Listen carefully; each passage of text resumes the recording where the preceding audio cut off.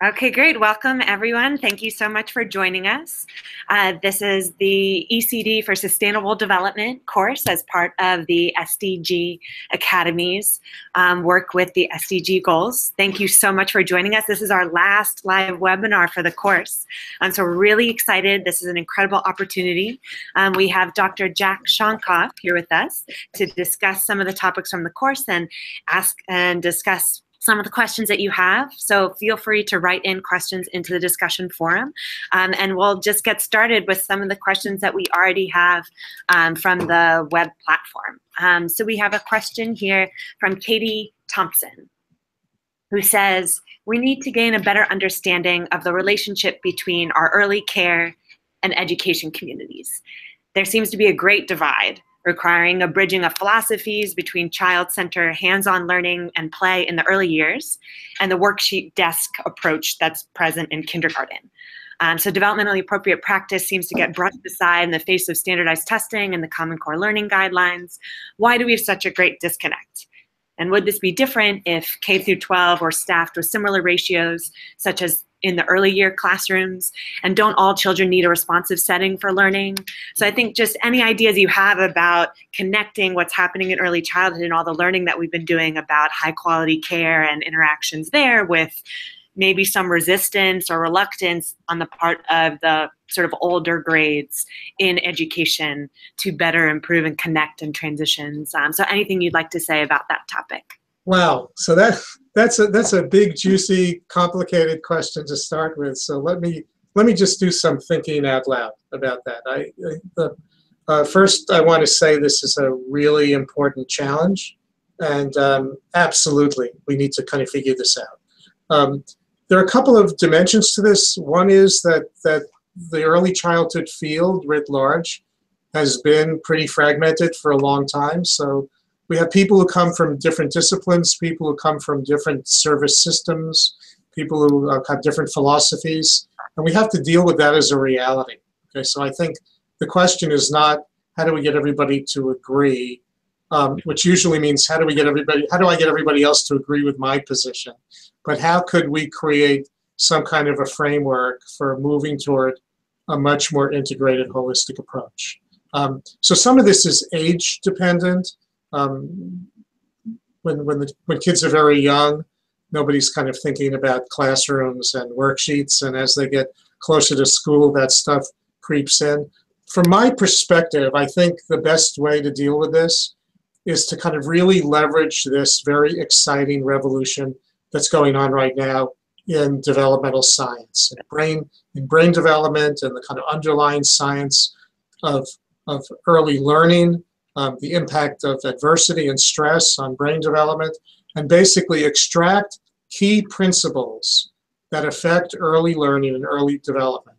Create a unified knowledge base that then each field is asked to bring its own lens to and figure out how to buy into co-creating a common knowledge base. So obviously, play is a very important part of learning, especially not, well, I was going to say especially, but not only when children are very young, but even as they get older.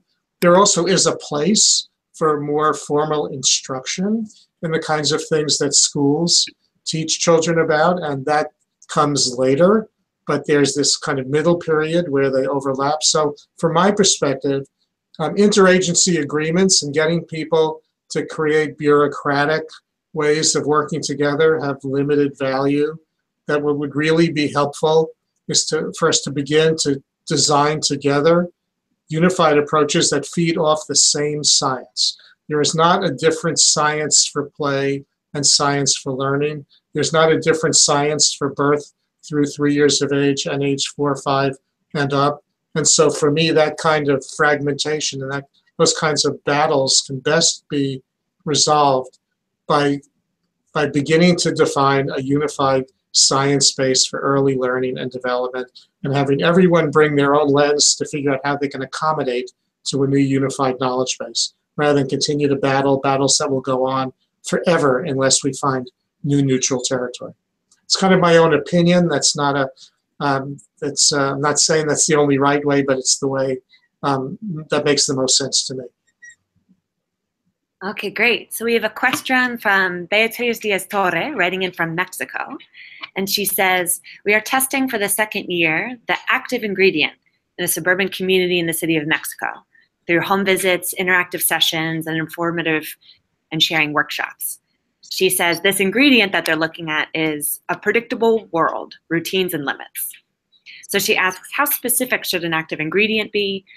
Is there a suggestive number or indicators for evaluations? Or how might we think about identifying what's really driving impact or the sort of strengths or weaknesses of a program?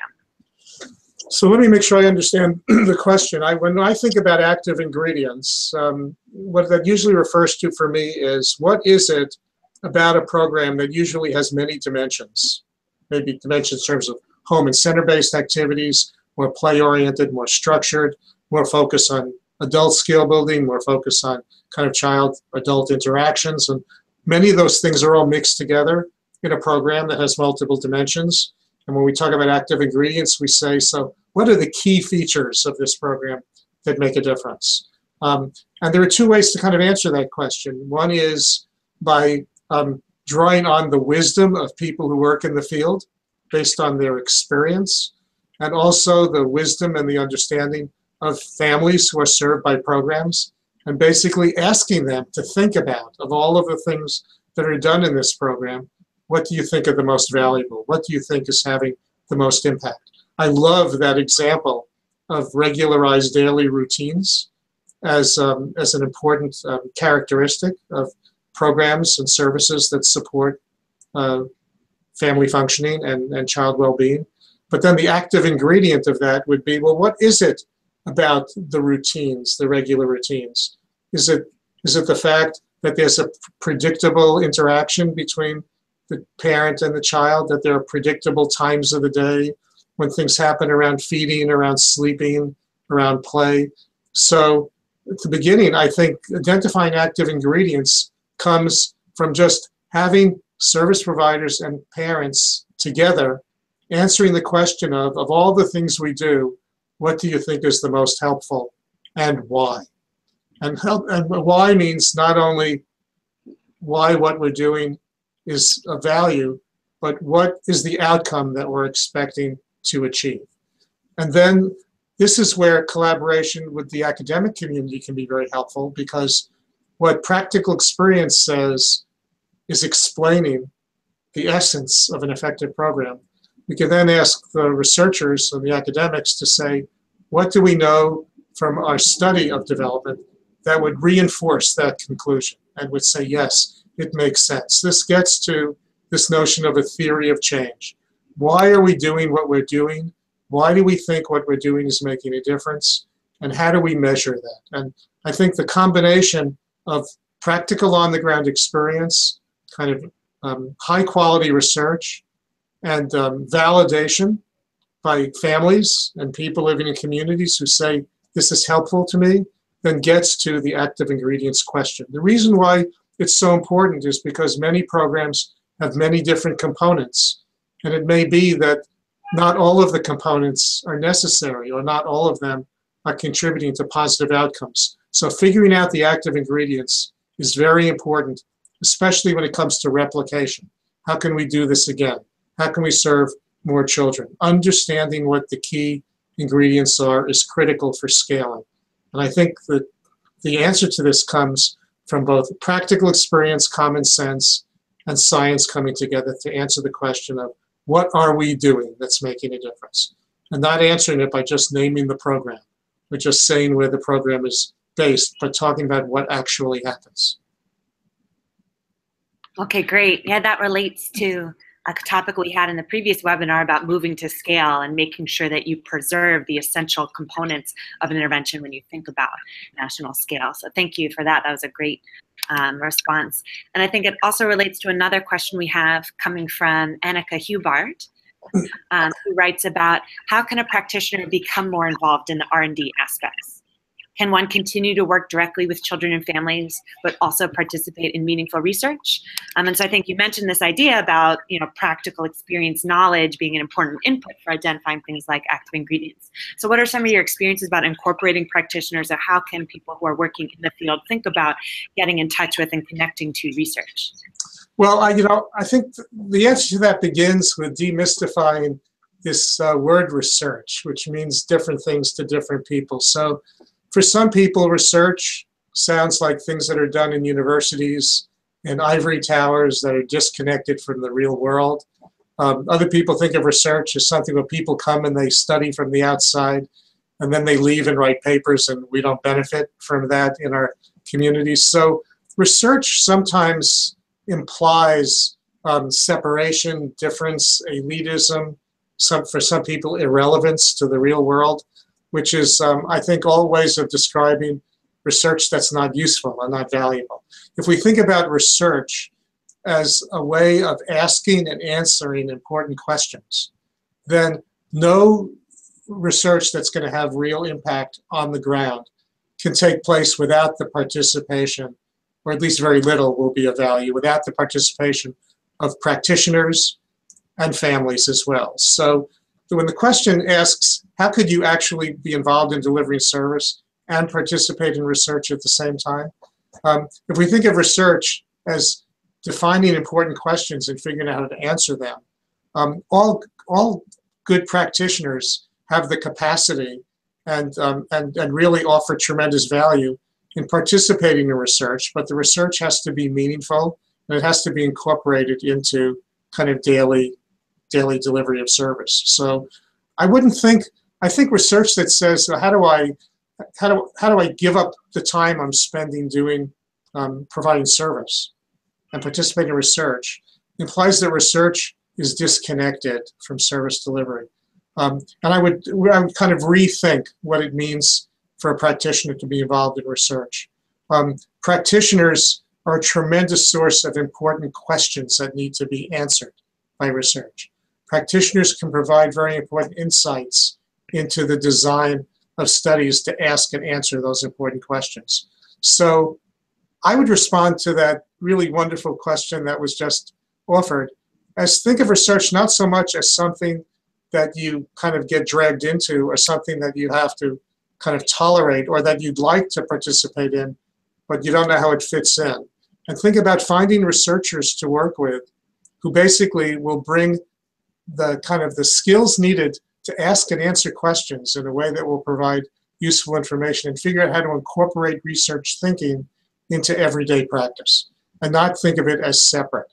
In the same way that research that's intended to have real-world impact cannot just be done in universities. It has to be done in communities where people live, in programs where people are providing services. So break down some of the stereotypes about what it means to be involved in research. And if the question was, how could a practitioner be meaningfully involved in asking and answering questions that are relevant to improving services, the answer is find a person with research skills, roll up your sleeves, and start to ask and answer those questions together. That's the answer for bringing research into the life of a practitioner. Okay, great. We have a question coming from Clarence Little, who asks, one of the major questions in our field is, how do we really measure quality? And is quality the same in every environment, or are there cultural and circumstantial determinants that will impact how we view our rating systems? Does the political and societal climate we live in have an effect? And we have a follow-up question follow-up point from Adetola Grillo, who says, I think quality is the same regardless of environment, because they are standard indicators of progress or achievement of ECD. Of course, programs may be adapted to suit the environment, and this is where political, cultural, societal differences have an impact.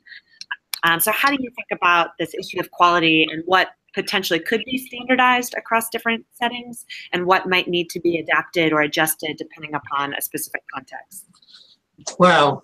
So I'm going to, these are really complicated and very important questions. And I'm going to use this one as an example of how to model the kind of behavior that I think all of us should at one point or another bring to our work. And here's what I'm modeling. I don't know the answer to that question. that question is beyond my ability to come up with a simple answer. I think that the everything we do is done in context. There are basic scientific principles that help us understand how development takes place, how it unfolds, how it goes off track, what gets it back on track. But the question of how you use scientific knowledge to develop effective programs and policies is always in a context. It's always in a cultural, political, economic, and social context that varies from place to place, even within a country. It's not the same throughout one area. So I know the word quality. I kind of know what that means as a word, but I'm not an expert in quality assessment. And when I try to understand the dimensions of quality assessment, I get as confused by the same things as the people who ask the question. I think it's a very hard question, and I don't mean to dodge the question, but I want to kind of role model by saying sometimes when given a question, we should say, I don't know. I need to think about that more. I need to hear more from people who have expertise in that area. And that is not an area of expertise of mine. When it comes to early childhood programs, there are basic criteria for classifying a program as poor quality, and basic criteria for what we consider to be the baseline for good quality or adequate quality, and then it goes up to kind of really excellent quality.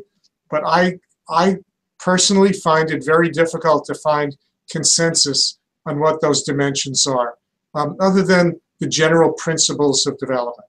Good quality programs have responsive relationships between the adults who care for children and the children who are there. A good quality environment is well regulated. It's pretty predictable. It provides opportunities for exploration and learning, and provides opportunities for lots of social interactions and social learning. But those are all general statements, and when it comes to how do you measure them and how do you grade them, I think that's where it gets very complicated. I'm not an expert, so I'm going to bail on that question in terms of any more specificity, because I would just be pretending to be an expert, and I don't like to pretend to be an expert on things I don't know that much about. So I'm sorry to the people who asked the question. It's a great question. I don't know how to answer it any better than you do. That's great. And this is one of the themes I think we've been addressing at various points in the course. And we've referenced a number of different efforts at trying to develop quality measures. But I think if this relates to your previous point about it also needs to relate to the specific goals of a particular program. What you were saying before about identifying these active ingredients, I think our understanding of quality also is related to not just the context, but particular programs and goals and objectives that institutions or organizations are working in. But I agree, whether you're necessarily a specific expert in quality or not, I think the whole field is grappling with this, and there definitely isn't one answer. And just the one point I would add about all of these, which is really a challenge that all of us in the early childhood field have to take seriously, is that at the end of the day, whether it be engaging in research, whether it be measuring quality, whether it be figuring out what the active ingredients are of a successful program, at the end of the day, our criterion for whether we've met standards on any of those is, are children doing better? And are children doing better in areas that we've decided we're trying to have an influence on? So whether it be quality improvement or defining active ingredients, for me the key thing is, what is the goal we're trying to achieve? What specific capabilities or areas of development are we trying to affect in children? And do we know how to measure those? And if we identify the specific goals or outcomes and we know how to measure them, then every one of these things will kind of work or not work depending upon whether they help us achieve better outcomes for children. And very often that falls off the radar screen, and we focus on quality, we focus on active ingredients. And when people say, are the children doing better? We say, well, we don't know. We haven't gotten around to measure that. Or we've measured changes in adults. Parents are reading to their children more. Parents are engaging in more appropriate discipline, which may be a goal, but that's different from a goal of the children doing better. So I think everything needs at the end of the day to be tied to what are our goals and hopes for the children and how are we measuring them. And then we'll be in a much better place to get the kind of outcomes that we're all looking for. Okay, great. So we have a question coming from Oscar Kadenge, who's writing in from Kenya. And he says, in finance, we have courses that target non-finance managers or practitioners. Can this be replicated in ECD as part of new thinking? I'm sorry, you got disconnected for a bit there. Could you repeat the question? Yeah, sure. So he says that in finance, we have courses that target non-finance managers or practitioners, sort of finance for people working outside the field. So can this be replicated in ECD as part of new thinking? And I think this relates to Cecile Toussaint, who's asking also, how are you as a researcher, theorist, connecting to policymakers and people working at the legislative level? So I think this question relates to, how do we teach people working outside of ECD, both about the importance of ECD and about, developmental principles, and just in general, how do you connect to people outside of the ECD community? Yeah, no, that's another wonderful question. So for me, I spent a lot of time thinking about this. When it comes to particular audiences for whom we want to communicate certain information or knowledge about ECD or about programs, it begins with knowing who our audience is and knowing what's important to the audience. So very often we start with what do we want to tell people and how do we want to tell it and what's the content and what's the material we should send, which is half of the challenge. The other half of the challenge is what is our audience interested in finding out? What kinds of pre-existing perspectives or ideas or frames does the audience bring to the table? None of us is a blank slate, so when we're presented with new information, we fit it in with what we already know and what we already believe. And so I think the key to communicating effectively with people outside of the early childhood field is to spend as much time finding out what they already know and what they're interested in learning than just spending our time telling them what we think they should hear. That's a key to effective communication. Knowing your audience and knowing that what you say may not be what people hear. And what people hear is influenced by what their beliefs are and what their knowledge base is to begin with. And that applies to everybody. So it applies to people in the ECD field as well, all of us. If we were to turn the question around and say, what should finance people say to early childhood folks? The first question would be, well, I don't know, what do early childhood folks want to hear from finance people? And what do they already believe and think about finance issues? And without that pre-existing knowledge, it's very hard to communicate across fields. With that knowledge and with attention to that knowledge, it's very possible for people to learn a great deal across fields. And that's obviously a goal that's very important for all of us. Okay, great. So I think this is related about, changing people's mentality or understanding people's priors is a really challenging issue both within the field and then across fields. So we have Imani Malaika Mehta writing in, and she says, our urban schools are too disruptive for learning to take place among students who need it most. There's fighting in classrooms, behavioral issues, high student mobility, and childhood trauma are not being effectively addressed, and they're not science-based. So she says there's lots of resistance in changing cultural norms regarding child rearing, food choices, and conflict resolution.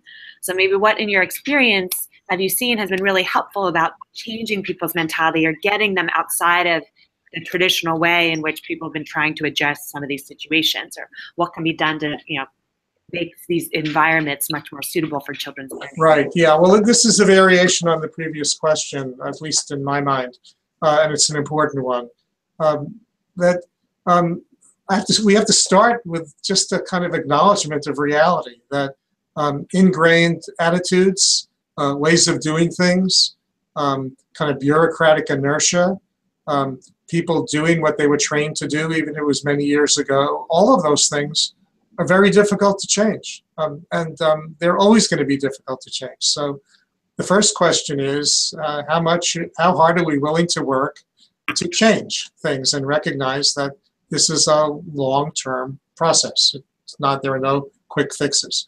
The second issue is that most people don't like to be told to change what they believe or what they do. And just telling people that they need to do things differently rarely succeeds.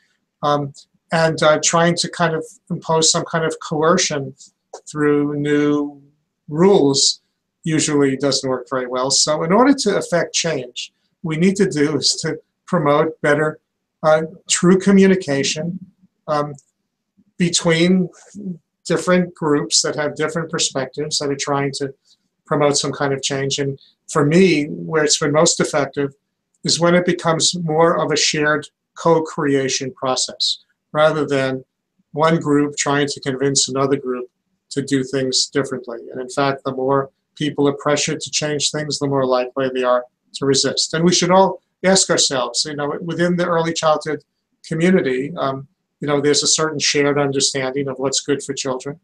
If someone came in with some study and said, actually, what you believe is wrong, you should be doing something different, how many of us would kind of say, oh, I'm glad there's a new study, I think I'll change what I'm doing. So it's hard to change. But I think creating a partnership with a shared interest to kind of try to always improve things, always make them better, always be open to new ideas is kind of the best pathway toward change. Otherwise, it's persistence and continuing to think of new strategies. That's the other thing that I would put on the table. If certain strategies have been tried and they haven't been successful, okay, one shot's not enough. Give it another shot, try it in a different way. But if the same things have been problems for years and years and decades, to me, the obvious answer is we need some new ideas. We need some new strategies, and we need to create a sense of shared ownership of what the new ideas would look like, rather than to try to impose one view on another. I share the frustration from the person who asked the question about how many environments for children are so antithetical, so set up not to do what we know is good for children. But the best way to change that is by trying to engage with the people who are running these programs and help open up the possibilities of looking at things in different ways and sticking in for the long haul and not giving up. This is hard work. This is not easy. This is not for the faint of heart. If you want to make things better in the early childhood field, you have to be willing to hang in there and not give up for the duration, and most important, always be open to new strategies and new ideas, and always be open to new knowledge that can help create a new conversation.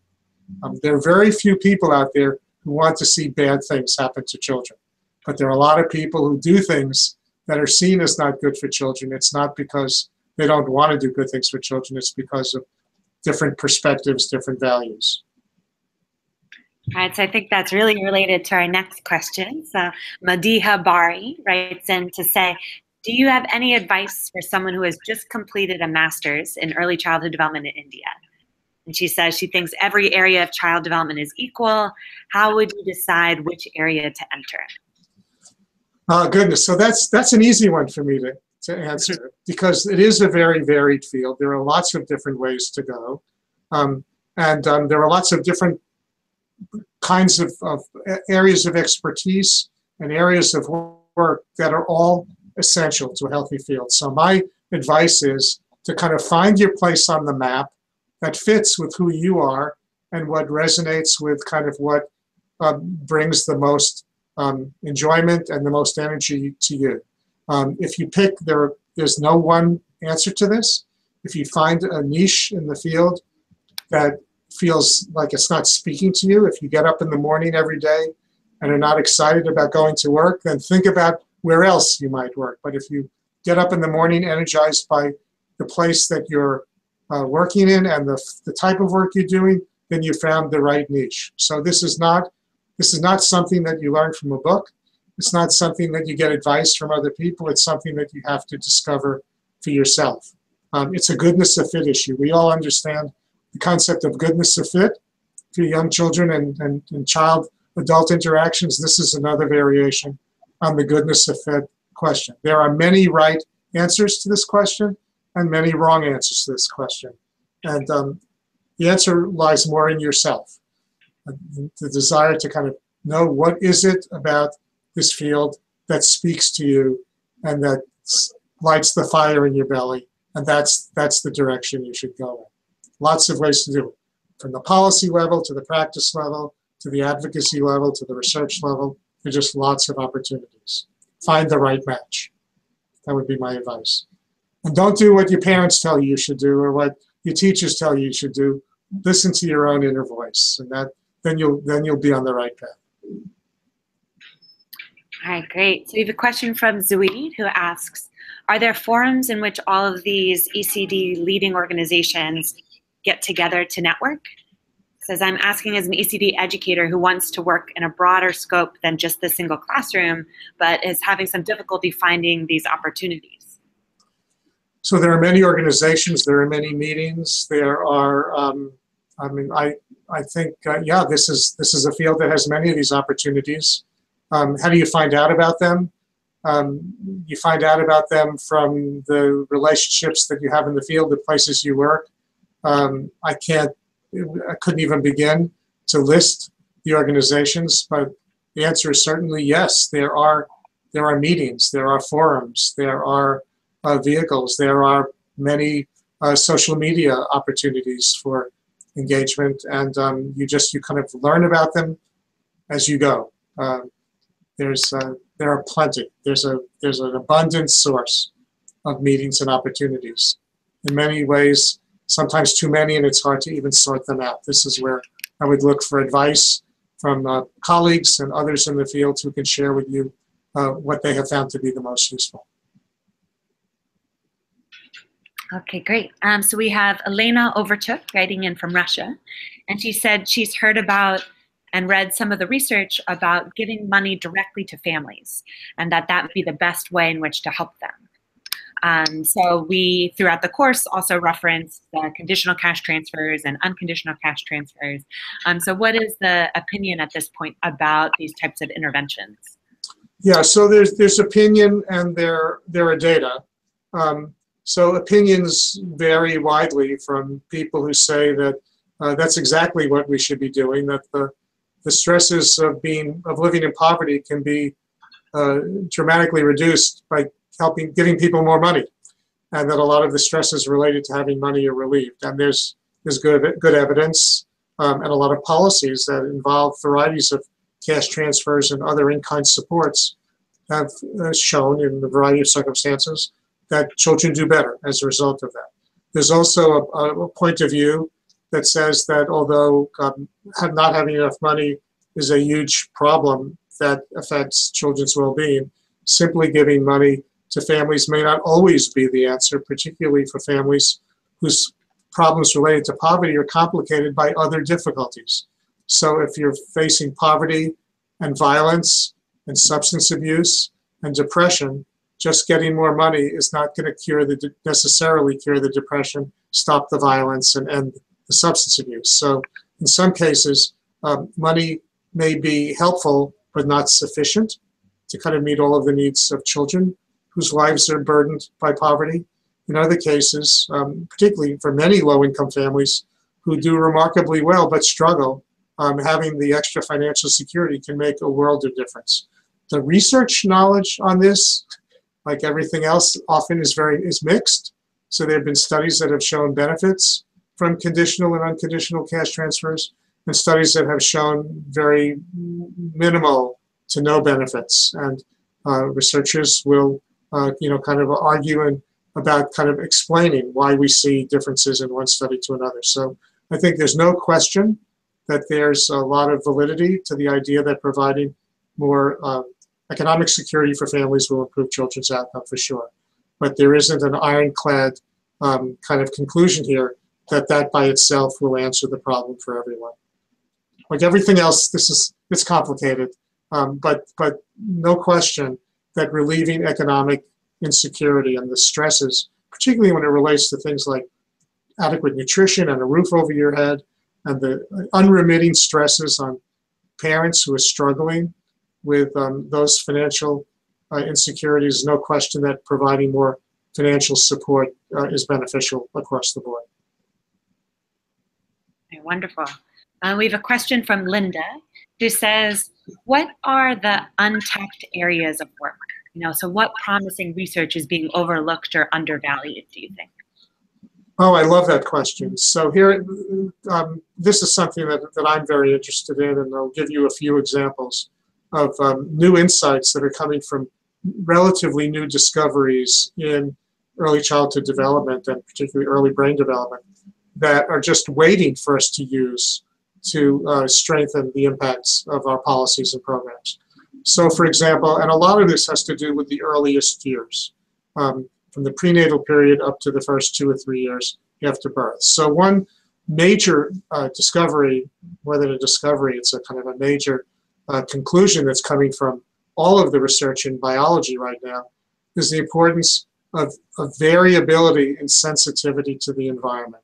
So we tend to look at risk factors largely in the environment. So we think of things like poverty and maltreatment and maternal depression and community violence as risk factors for development, as if all children are affected by them equally. Well, in fact, what we're learning from the revolution in molecular biology is that we're all different genetically, and some of us are more genetically sensitive to the environment than others. And so in order to kind of understand how to best allocate resources early on, in order to identify children at greatest needs for assistance early on, what the science is saying is we shouldn't just focus on environmental risk factors. We need to also focus on how some children are kind of are more adaptable to adversity than others, and some are extremely sensitive to the environment. And so looking at what the child brings to the equation is a very important factor that we need to take into account in deciding where the priority should be for service. So related to that is how we look at the impact of interventions. So we have tended, the conventional approach is to kind of provide an intervention, compare it to some kind of a control or comparison group, and answer the question of whether the intervention is effective, which is another way of saying, on average, do the children who get the intervention do better than the children who didn't get the intervention, or families? And what science is telling us is that's not the right question. The question should not be whether an intervention is effective. It should be, for whom is it having a big impact, for whom is it having little impact, and for whom is it having no impact. And that the understanding that kind of differential effect of interventions is more important than asking the general question of, on average, whether it works, because that's not the way they work. And very often it's the children who are most sensitive to the environment who are most sensitive to interventions. And children who are kind of more adaptable to the environment may be less sensitive to interventions. So this whole new approach to intervention evaluation has a lot to learn from the science of individual differences. Another area of important research findings is around critical periods very early in infancy, where there are times when brain circuits are being developed and are most susceptible to environmental influences, either good or bad. There's new research now to show that children experiencing toxic stress have an acceleration of the opening and closing of their critical periods for some areas of brain development, particularly around early attention, suggesting that for children in extremely adverse circumstances, the first few months and the first year may be particularly important, and that waiting until kids are a little bit older is missing a window. So those are just some of the examples around timing, around kind of understanding individual differences in both susceptibility to adversity and response to intervention, or waiting for the field to start using to ask and answer new questions. Okay, great. I think we have a really interesting question here about another important stakeholder and actor in ECD, but whom we haven't really spent a lot of time in this course talking about, but the role of funders. So Beatrice writes in to ask about how can we report learning and errors and objectives not achieved without the risk of not receiving further financing for not reaching, sort of agreed upon results. So I think that's part of this understanding, again, of communication or sensitization. Yep. How do we get forward for research, for evaluation, and for results and learning that isn't always uniformly positive? Yeah. Oh, Well, you folks are asking wonderful questions. I really love these questions. This one is a particularly important one. So I'll give you my personal opinion on this, because this is a huge challenge for the field right now. The traditional relationship between funders and grantees in many fields, and especially, particularly in early childhood that we're talking about right now, is that funders want to fund programs that are effective. And people who run programs who have to raise money for their programs have to prove that what they're doing is making a difference. And so let's just be honest about this. Most evaluation that's done for funding purposes is basically collecting information to show that you're making a difference so your funding will continue. And so there are all of the incentives are to focus on positive impacts. There are no incentives to shine a bright light on things that aren't working well. There are no incentives to take risks and try things and have them not succeed and see what you can learn from that. And so this is a big problem for the continued development of early childhood as a field, as is true for any other field, whether it be industry, whether it be biomedical research, whether it be any information technology. All of these fields that are continually innovate on the basis of learning from things that don't work. And anytime there's a breakthrough impact in any area, it is never the first thing that's tried. It usually comes as a result of many things that have been tried that failed.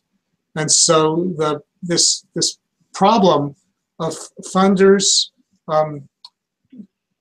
kind of being wary of things that don't work, and this focus on funding only evidence-based interventions is a real roadblock to kind of this field, like any field moving forward. So I applaud the comment from the questioner. The extent to which we will have bigger impacts on the lives of children will come from a funding environment that will make some investments in trying new things and encouraging people to report on what didn't work and encouraging them to report on what they learned from that as a way for the field to grow. So in the innovation world, what people say is the only failure is the failure to learn. And if we're not given space and a safety zone to try things that don't work and learn from them, we will continue to do the same things over and over again. I think this is one of the biggest challenges in the field. And it's a sign of a healthy field that learns from failure. It's a sign of a healthy field that says we're not satisfied with what we accomplished. And that's how a field grows. And it's true to every other field in which change happens all the time. So thank you for that question. It's an important one. All right, great. I also think this is a perfect segue to another question we have coming from Barton Creek, who's writing in from London. And he says, I'm interested in this co-creation process and collective impact. What strategies can you think of for guiding multi-partner projects?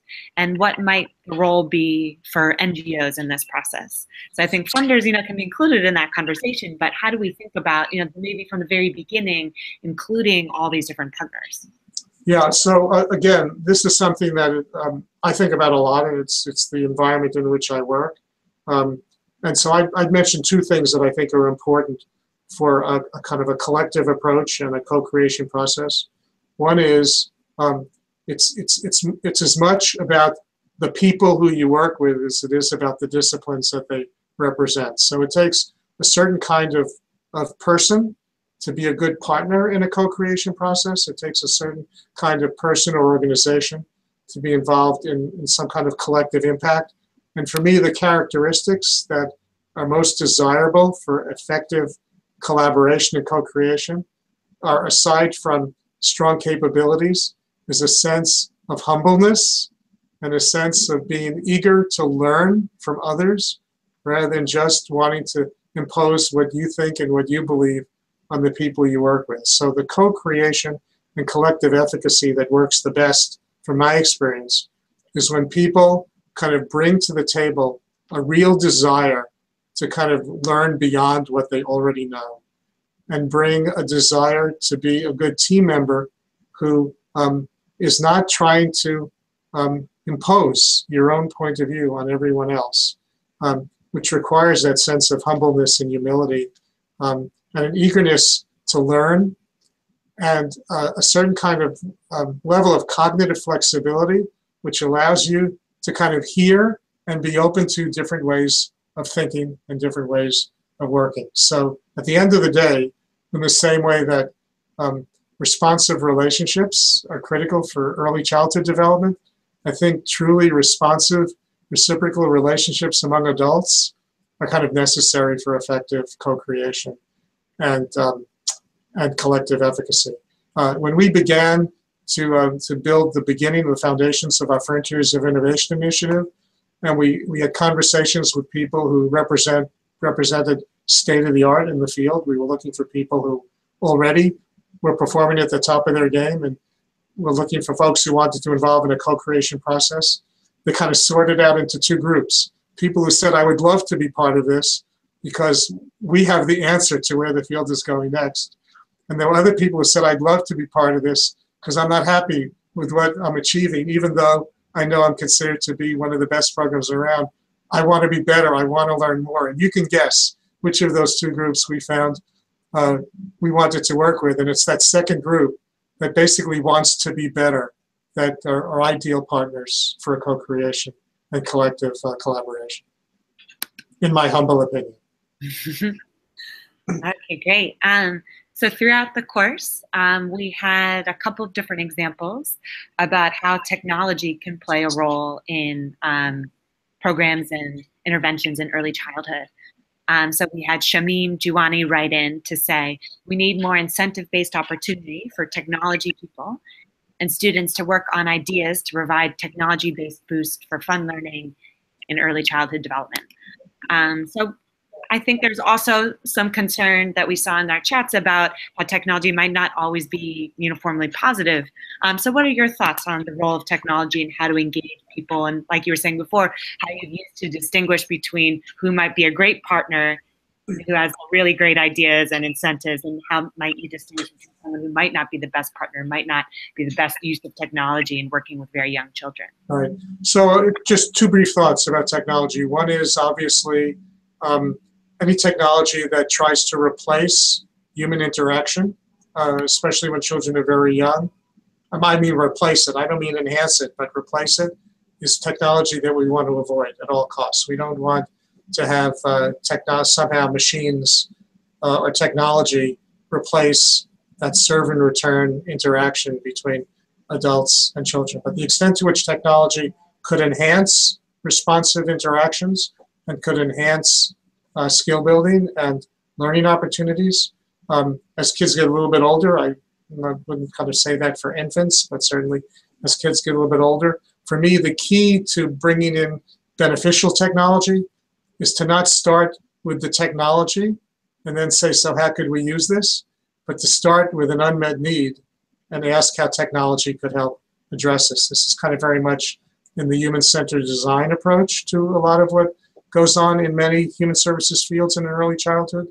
So to me, that's the key issue. Start with what the question is, what's the challenge, what's the unmet need, and then engage people with expertise who could bring technology to help answer that question, rather than say, I have a new app, I have some new technology, kind of apparatus or device right now. How might this be useful in early childhood? I think that's more kind of dangerous for kind of inappropriate use. It's not about the technology itself.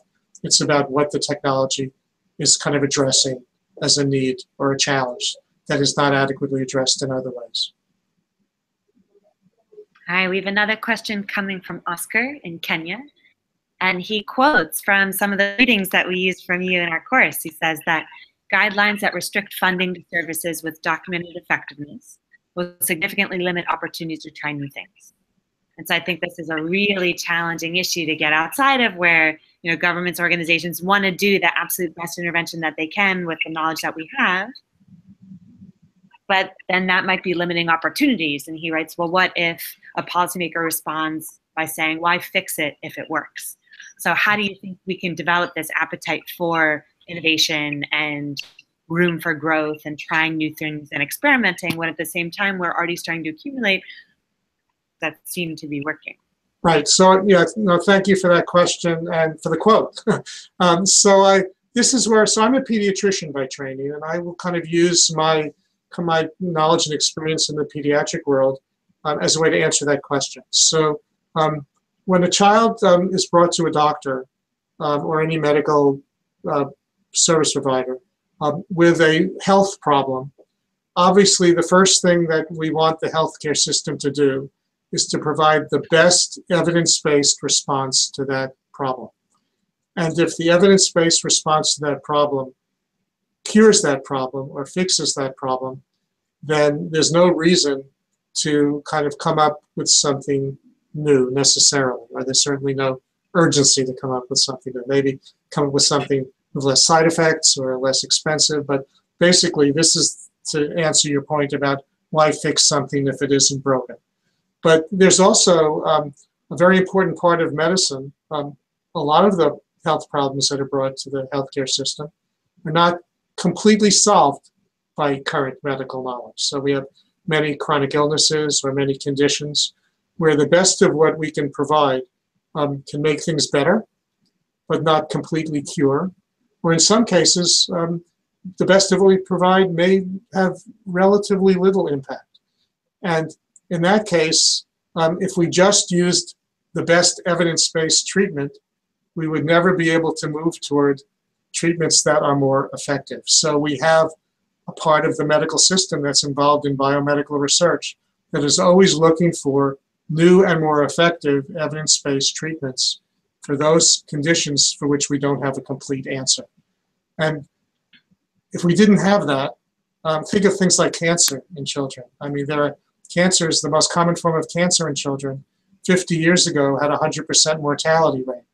And today it has a 3% mortality rate. That's the most common form of leukemia. At any point in time, we always make sure that children get evidence-based treatment. But we have a part of the field that's trying to figure out what the more effective next generation of evidence-based treatment will be. And so there has to be a balance. We have to start with making sure everyone gets the best evidence-based care. But there has to be a part of the field that is given the resources and the flexibility and the space to try new things above and beyond the best of what we have in order to have even greater impact. So if we only invested in evidence-based programs that are proven to be effective, we would never get to the point where we would invest in finding things that are more effective, have a bigger impact. And it's that balance. Can't throw everything out and start all over again, but it's a matter of continuing to raise the bar and not be satisfied until we've completely solved a lot of the problems that we're asked to address. All right, we have a question coming from Elena, which I think is really interesting because it might get us outside of the idea of specific or targeted interventions and thinking about maybe something like mass media campaigns, or how do you really communicate at very large scale? Because she writes in that in Russia, even in well-off families, so no harsh environment and well-educated parents, corporal punishment and sort of family children's abuse, she says, is really, really prevalent, and there's no stigma associated with it. So how might it be communicated to parents, the type of influence this might have on children? And are there any programs about large-scale communication, or how do we reach the individual household, and particularly parents, I think is a good question. Yeah, it's a really important question because, well, for a couple of reasons. One is we hold as a high value in the early childhood field respect for cultural differences, right? And there's also a very important criticism in the early childhood field globally that a lot of the research that we have comes from the United States and other Northern Hemisphere countries and may not be relevant for different cultures in different countries. So that basically then kind of forces the question of when do we respect cultural differences? When do we challenge cultural practices that we have evidence may not be good for children? And where does that evidence come from? And then after we get through all of those rather complicated questions, there's then the question of, so then how do we communicate alternative approaches to child rearing that challenge conventional culture? My understanding of this is that, first of all, there's a limit to how much mass communications affect the way people will raise their children. So we have to kind of be realistic about what's possible. And then think about how we learn who are the most important influences on parents' practices in raising their children. They come from their own families, how they were raised. They come from what parents learned from other parents. They come from what the community norms are. They come from some mass media information. And they also come from who people see as trusted and respected authority figures. Okay? So very often, a pediatrician may be seen as an authority, a reasonable source of authority. A person who works in a program may be seen as that. And I think the question is really to basically get beyond, again, there's a theme that's gone through a lot of the questions during this session of how do we get people to think differently? How do we get people to behave differently? And I think the answer starts with understanding why people think and behave the way they do, kind of respecting that there's tremendous variability in the way people think and behave and the way they raise children.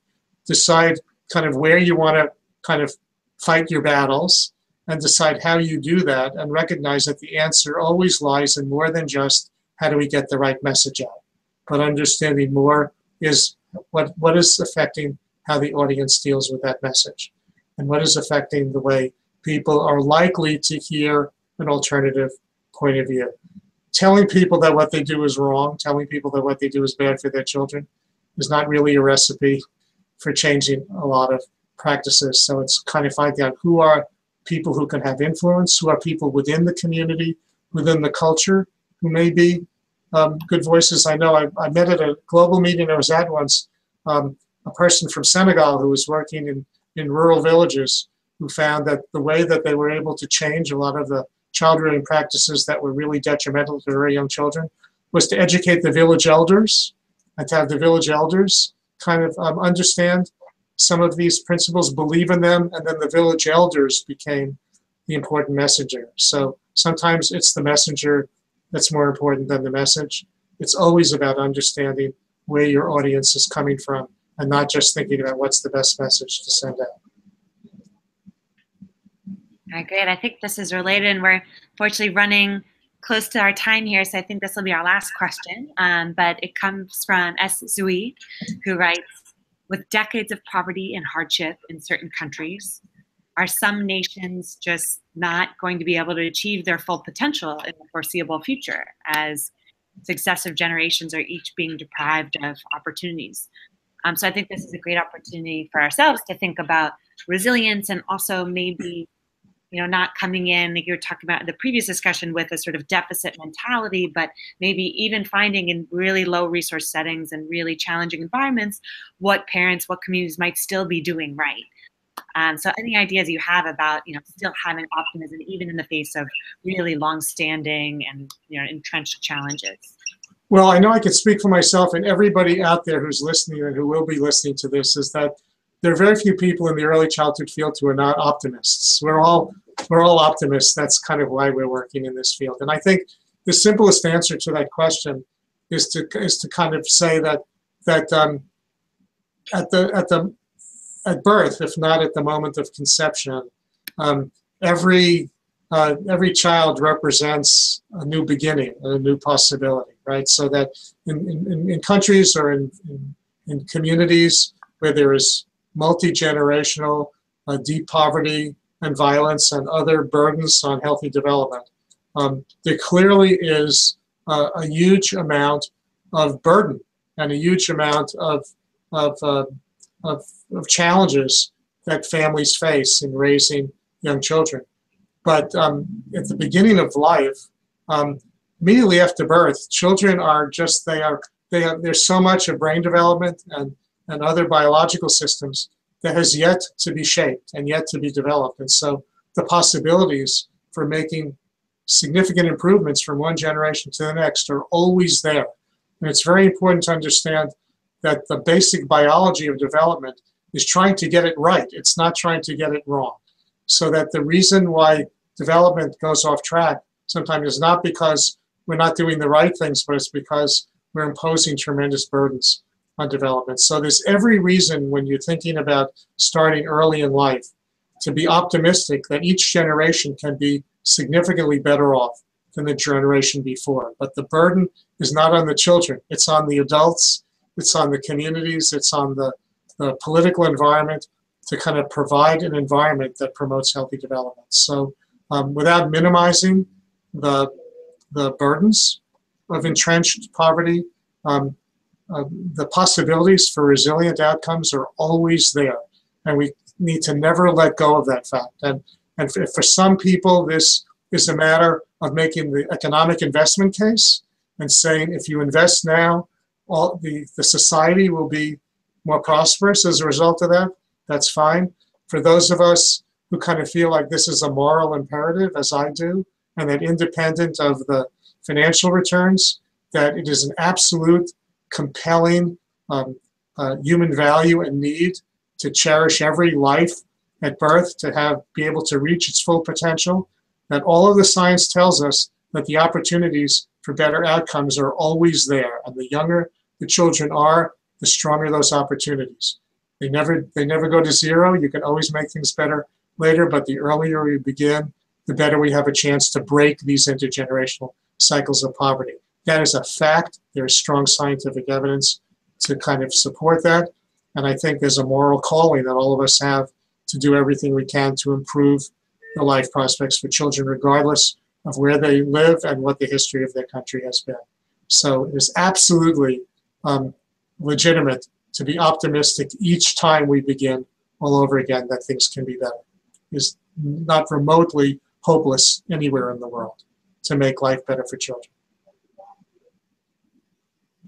Okay, great. So thank you so much, Dr. Shonkoff, for joining us today. This was a fantastic discussion, and thank you everyone who was able to join us in the chat and watching later. We're so excited to have this opportunity and feel it's a great way to finish off the course this semester. Well, thank you for the wonderful questions and for the really expert moderation. I really enjoyed this session myself, so thank you.